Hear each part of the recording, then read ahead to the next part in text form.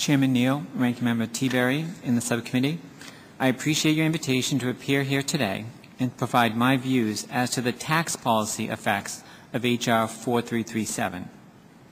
I have spent most of the last 17 years providing tax advice and assistance to many of this country's mutual funds as an attorney and previously as a tax accountant, a CPA, and auditor. I'm currently a tax partner with the New York law firm of Willkie Farr Gallagher and was previously a tax partner with the Big Four accounting firm PricewaterhouseCoopers.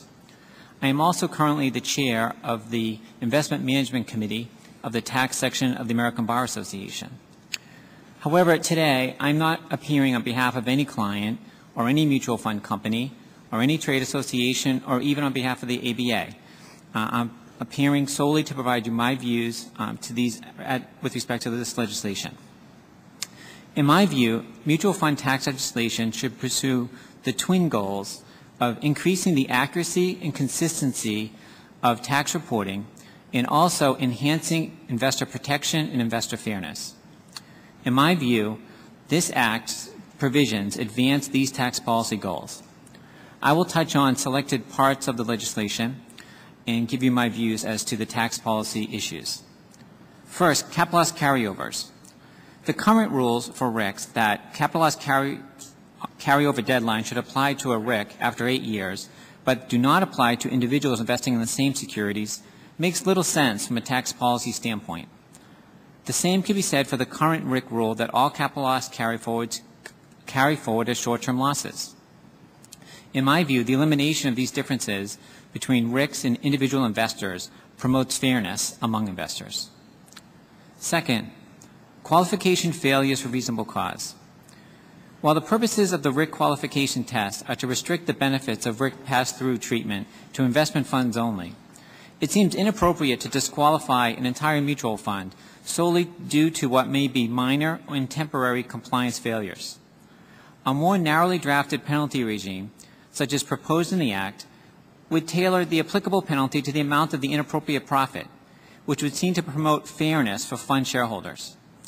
Plus, the Act includes a minimum penalty for more serious violations of $50,000, a magnitude sufficiently meaningful to provide an incentive to maintain asset diversification and qualifying income compliance. Third, currency and commodity gains.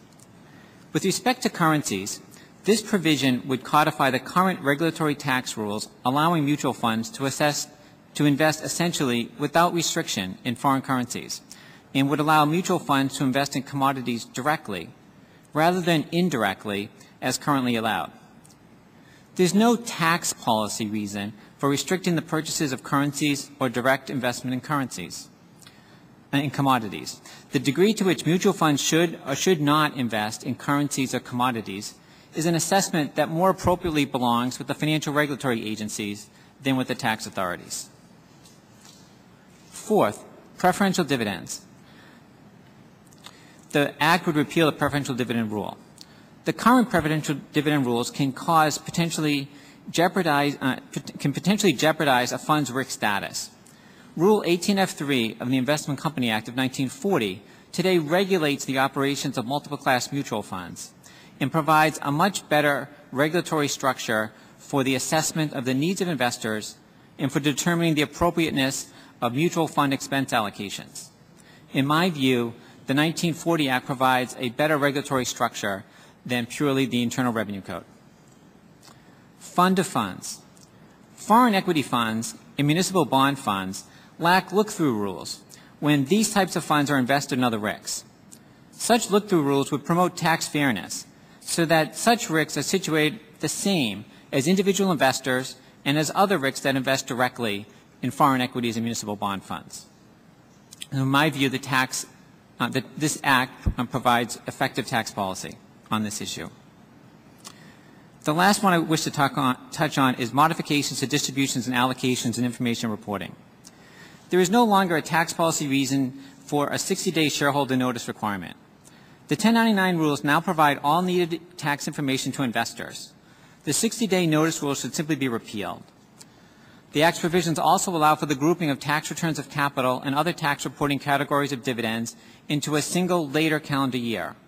This allows for more accurate tax reporting to shareholders and assists investors for not requiring the amending of individuals' past tax returns. Thank you for listening to me today, and I am available for questions.